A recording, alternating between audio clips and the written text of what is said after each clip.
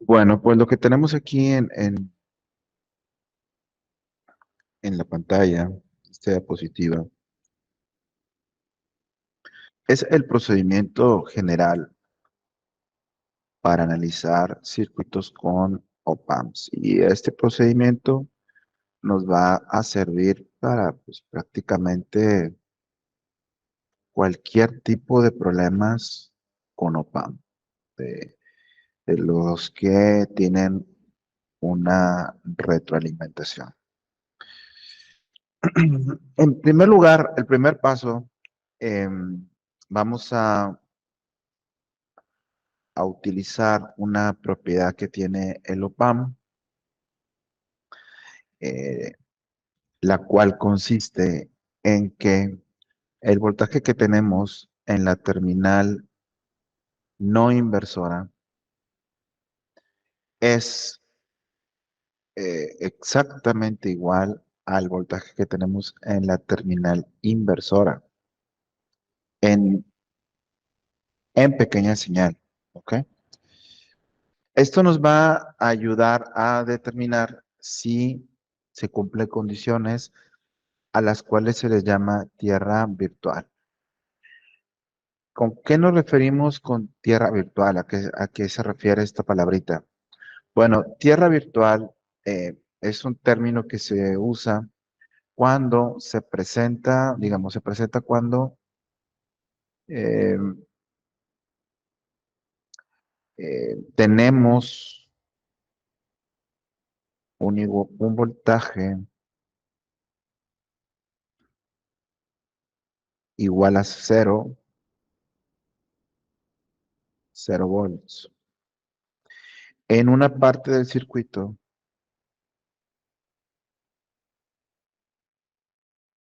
en una parte del circuito que no tiene conexión directa a tierra. O sea, si vemos el circuito, eh, nos daríamos cuenta de que no está conectado a tierra y sin embargo siempre tiene 0 volts. Esa es eh, una situación donde existe tierra virtual, ¿de acuerdo? Eh, es una tierra por circuito, no por conexión a una fuente. Entonces, de ahí parte el procedimiento. ¿Cómo se hace? Ahorita va a quedar más claro mientras realizamos un ejemplo con el procedimiento. Pero ese va a ser el paso número 1. El paso número 2 es muy sencillo. De hecho, todos son muy sencillos, casi todos. El paso número 2 consiste en utilizar ley de nodos de Kirchhoff, pero no en cualquier nodo. Realmente no nos interesan todos los nodos. El que nos va a marcar la pauta mm, del funcionamiento del circuito es el nodo de retroalimentación. Ese es el importante. Nodo de retroalimentación. ¿Cuál es el nodo de retroalimentación? Bueno, pues en un circuito, ya comentamos la clase anterior a qué nos referimos con retroalimentación. Es una parte donde la, la salida se retroalimenta a la entrada, ¿no?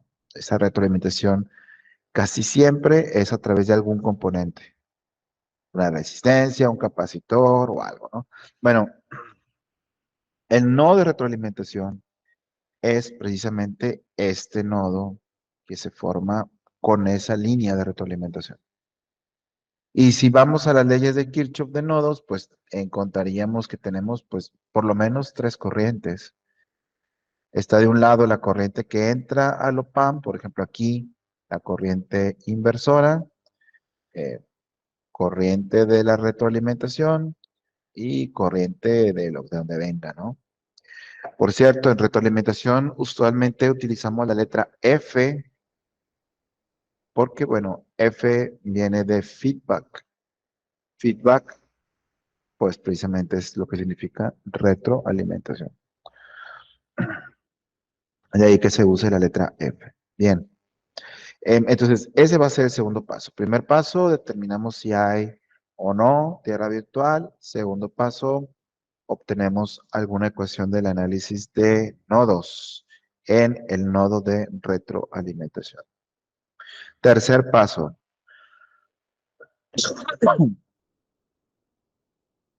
vamos a sustituir en la ecuación del nodo correspondiente la ecuación de voltaje adecuada al componente que tengamos. Ojo que aquí eh, empieza a ponerse eh, versátil el tipo de problema, ¿ok? Aquí comienza a ponerse versátil el problema porque podemos tener muchos tipos de elementos.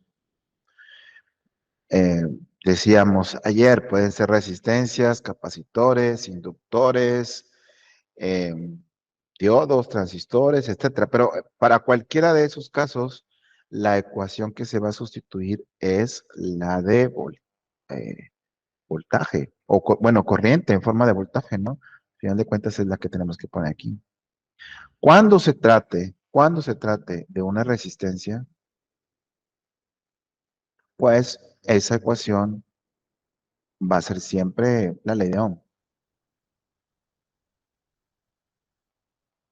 Cuando se trate de un capacitor o de un inductor, lo vamos a ver más adelante, pero tenemos dos opciones.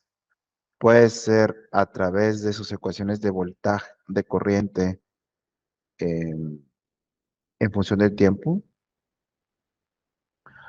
o podríamos ir a trabajar en transformadas de Laplace. Cuando el componente se trata de un diodo o de un transistor, BJT, por ejemplo, pues aquí la corriente puede darse en forma de la ecuación de Chocliffe, la que tiene la exponencial, ¿te acuerdas? Y O por la exponencial de VT sobre VD menos 1. Esa es la que de ahí. O sea, aquí es muy genérico, ¿no? Depende que tengamos. Por eso no es fijo. Esto puede variar de acuerdo a lo que te ofrezca el circuito. Claro, vamos a empezar a trabajar con resistencias, ¿no? Para poco a poco irle agarrando la onda. Bien, cuarto paso. El cuarto paso podría llamarse eh, sálvese quien pueda, que Dios te ayude, porque aquí es donde no hay procedimiento. Eso es por tu cuenta. Es álgebra. Eh, ¿Va a ser fácil o difícil? Pues depende qué tan filoso andes en álgebra. Eh, ese es el procedimiento. Es el cuarto paso, es de practicar, de practicar y de practicar. Y por último, un quinto paso, que este no necesariamente siempre va a aparecer. Esto es solo en algunos casos, no siempre. No siempre. Pero si nos dan, por ejemplo, valores numéricos de los componentes, si nos dan valores numéricos de las señales o formas de onda, podríamos calcular una forma cerrada numérica de la salida, pero no siempre va a ser el caso. En los problemas con OPAMs, no siempre nos interesa obtener un valor numérico a la salida. Nos interesa a veces nada más la ecuación para saber qué hace el circuito. Perdón. Bien, ¿lo tienes? De todos estos, el paso más difícil es el paso 4. Allí es donde vamos a ver pasar nuestra infancia desde la álgebra lineal, cálculo diferencial, cálculo integral, transformadas. Allí van a volver a nosotros por sus fueros. Viene la venganza de los Sith, ¿ok? Entonces, ahí vamos a trabajar extra en ese paso. Vamos con un no, para empezar a entender a qué se refiere este tipo de circuitos, qué hace y cómo los analizamos. Y vamos a empezar con las configuraciones más populares de los OPAMs y que también las más sencillas, en las cuales aparecen solo resistencias. Luego brincamos con capacitores e inductores, luego brincamos con diodos y así vamos abarcando más opciones, ¿ok? Hasta que se nos acabe el parcial.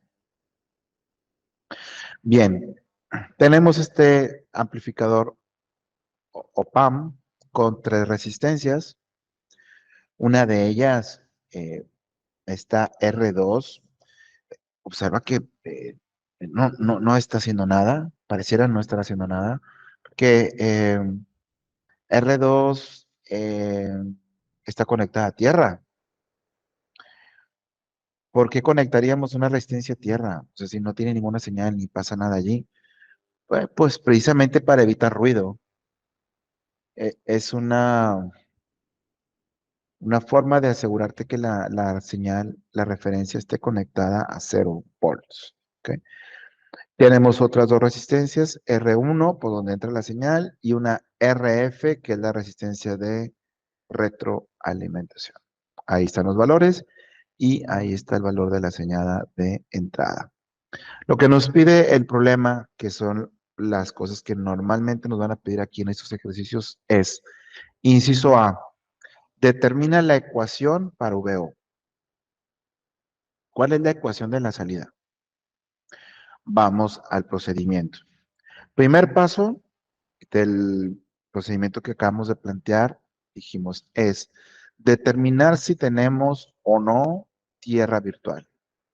Paso 1 es determinar si tenemos tierra virtual. Em, Esto es lo primero que vamos a checar. Para ir a ver lo de tierra virtual, tenemos que identificar las terminales no inversora e inversora.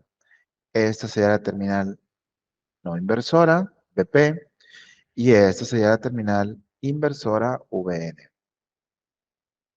Y vamos a checarlo en la terminal opuesta a la retroalimentación.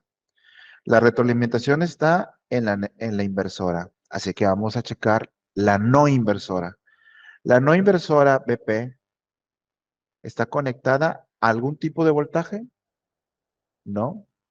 ¿Qué voltaje hay en BP? Pues BP está conectada a tierra, está conectada a 0 volts. Así que en BP, eh, al estar a tierra, VP es igual a 0 volts. Ahora bien, ¿cómo las propiedades internas del OPAMP me dicen que el voltaje en la terminal inversora es igual a la no inversora? Si esto es cierto, entonces, ¿cómo BP es igual a 0? Entonces, VN también es igual a 0. Esta situación me lleva a decir que sí hay tierra virtual. Sí hay. Es decir, como en BP aquí hay 0 volts, en VN aquí también va a haber 0 volts.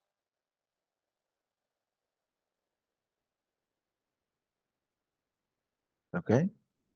Aunque aquí sí hay señal de voltaje, me va a generar una corriente aquí. Bueno, aquí no hay voltaje. ¿Por qué? Porque hay tierra virtual. Bien, eso es el paso 1. Paso número 2.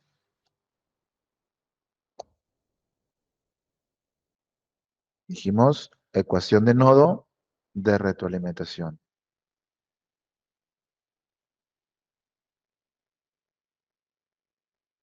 nodo de retroalimentación. La retroalimentación está en la parte de arriba a través de RF y este sería el nodo de retroalimentación. N. ¿Cuál es la ecuación de ese nodo? Bueno, pues vamos a plantear aquí direcciones de corrientes. Desde mi punto de vista, como aquí viene una señal VI, pues aquí va a venir una corriente en esta dirección. Voy a llamarle I1. La retroalimentación, pues la corriente sale, viene por acá y alguna parte se regresa aquí. Entonces, la corriente IF vendría en esta dirección. ¿De acuerdo? Ambas van a juntarse en este nodo y en consecuencia aquí entraría una corriente que voy a llamarle corriente inversora, IN. ¿Vale? Así que la ecuación de ese nodo, ¿cómo quedaría? Pues por ley de nodos de Kirchhoff, corrientes que entran son positivas, corrientes que salen son negativas, pues simplemente es I1 más IF menos IN igual a cero. Ahora bien, recordemos que los OPAMs tienen una propiedad muy importante. Lo comentamos en las primeras sesiones. eh, que se llama la alta impedancia. Por alta impedancia del OPAM, ¿qué ocurre? Pues no hay corrientes de entrada. Tanto la corriente en la terminal inversora como la corriente en la terminal no inversora son cero, siempre. Así que esta IN vale cero. Y entonces la ecuación del nodo se reduciría a I1 más IF. Muy sencillo. Hasta ahí. Paso 2. Te espero ahí tantito para que lo copies. ¿Alguna duda, algún comentario, muchachos? Bien, ahora, ojo aquí en este paso, porque el paso 3 es sustituir la ecuación del dispositivo en cuestión. En este caso, los elementos que tenemos conectados en ese nodo donde están las corrientes son resistencias. Y las resistencias, ¿cómo calculas su corriente? Ley de Ohm, ¿no? Corriente, pues sería igual a voltaje sobre resistencia, ¿cierto? Esa es la ecuación para las resistencias. Ahora, eh, ¿cómo puedo poner aquí voltaje si yo no sé cuánto voltaje hay aquí o cuánto voltaje hay acá? Bueno, pues precisamente usando esa polaridad. A final de cuentas, el voltaje que se consume en V1, en la R1, ¿qué es? Si nos vamos a las definiciones de voltaje, es una diferencial de potencial eléctrico, ¿no? Entonces, V en R1, al final de cuentas, es la diferencia entre el voltaje que hay en una patita y el voltaje que hay en la otra, al final de cuentas. Entonces, por ejemplo, aquí en R1, ¿qué podría decir? Pues en R1, de un lado, en una terminal que tienes, VI, y en la otra patita que tienes, donde es el negativo, pues VN, el voltaje que hay en ese nodo. Entonces, yo puedo reescribir esto, por ejemplo, así. La ecuación de nodos, en lugar de poner I1, voy a poner V1. El voltaje en R1, pues es lo mismo que, ahora sí, VR1 sobre R1 más IF, o sea, V en RF sobre RF igual a cero. ¿Hasta ahí vamos de acuerdo? Por favor, cualquier cosa me detienen, ¿eh? Aquí es pues, ley de Ohm. Ahora, VR1, ¿qué es? Como te decía, VR1 es la diferencia en voltaje que hay aquí, en una patita, y la otra. Entonces yo puedo reescribir VR1 como VI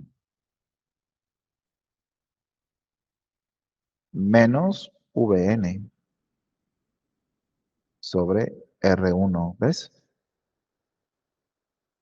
Yo puedo reescribirlo de esa forma, es lo mismo, es lo mismo. Yo no sé exactamente cuánto voltaje se pierde en R1, porque de hecho tampoco conozco la corriente, pero sí sé que el voltaje es la diferencia entre los extremos, los voltajes de los extremos. Y sí sé qué señales hay en los extremos, o al menos las puedo identificar. Eso sería en el caso de la VI. Y en el caso del VRF, que, bueno, pues lo mismo. Si la corriente se supone que viene en esta dirección, viene en esa dirección, el positivo de la caída de voltaje es aquí. Entonces, pues sería VO menos, en la terminal negativa de esa caída de voltaje está VN sobre RF. Y esto es igual a cero. Bueno, ahora vamos a utilizar lo que determinamos en el paso número 1. Tenemos tierra virtual. Entonces, Vn es cero. Así que en esta ecuación, Vn equivale a cero, Vn equivale a cero. ¿Por qué? Porque hay tierra virtual.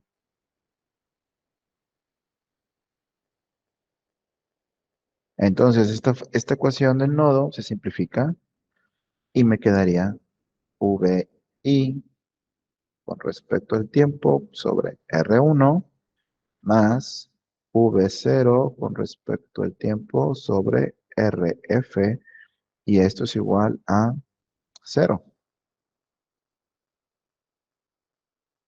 Listo, tengo ya el paso 3. Paso 4. Vamos a hacer álgebra aquí.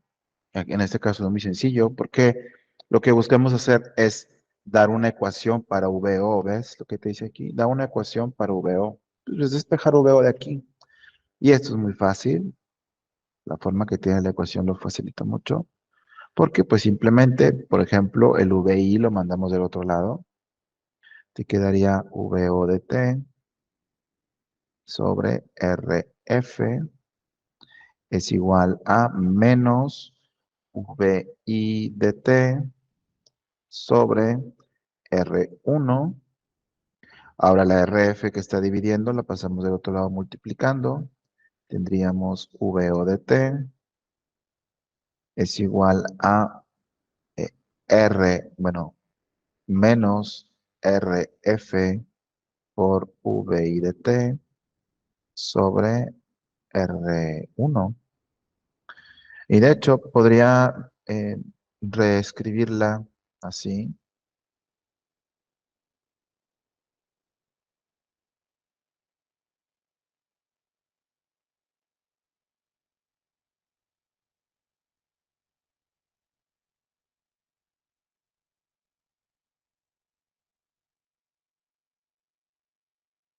¿Qué sería la respuesta del inciso A? Es solamente es álgebra. Pero aquí ya tenemos mucha información sobre lo que hace el circuito. Por eso en circuitos con op-amps se busca la ecuación, que realmente la ecuación es la que te dice qué hace la configuración que estás analizando. Vamos a interpretarlo un poquito. La salida es RF sobre R1 veces la entrada, ¿ves? Es RF sobre R1 veces la entrada. Quiere decir que yo eligiendo qué valores tienen RF y R1, yo puedo seleccionar a mi criterio qué tan grande quiero que sea la salida con respecto a la entrada. ¿Ves? Y luego, el hecho de que tenga un signo negativo adelante quiere decir que me cambia la polaridad del voltaje. Si la entrada es positiva, la salida va a ser negativa y viceversa. Em, de hecho, en este caso, podríamos seguir a hacer aquí una cosa más. Por ejemplo, esto que está aquí, poner en otro color, este elemento que está aquí, termina siendo la ganancia de voltaje del circuito. ¿Ves? De tal forma que, si lo reescribimos usando delta V, eh, esto sería, se podría decir, VO de T es igual a delta V por VI de T. Perfecto, hace sentido esto, ¿no? La ganancia de voltaje de este circuito es menos RF sobre R1. Así que aquí cuando me preguntan en el inciso B, calcula la ganancia del circuito, me están preguntando esta parte. ¿Cuánto sería? Vamos a calcularla. Delta V en ese circuito está dada por menos RF sobre R1. Aquí en ese circuito RF vale 100 kilo ohms y la R1 vale 50 kilo ohms y en menos. Es exactamente el doble. Entonces delta V es menos 2. Menos 2 es la ganancia de voltaje. Duplica la entrada, pero le cambia la fase. ¿Ok? La pregunta del inciso E me dice, calcula la magnitud de la salida. Bueno, si la entrada es de 100 milivolts, ¿cuánto vale la salida? Pues directamente podemos usar la fórmula de arriba. VO de T sería igual a menos 100 kilos sobre 50 kilos. Y en lugar de poner VI, pues pongo su valor numérico, 100 milivolts. Pues con esos valores, la salida va a tener una magnitud de menos 200. Menos 200 milivolts.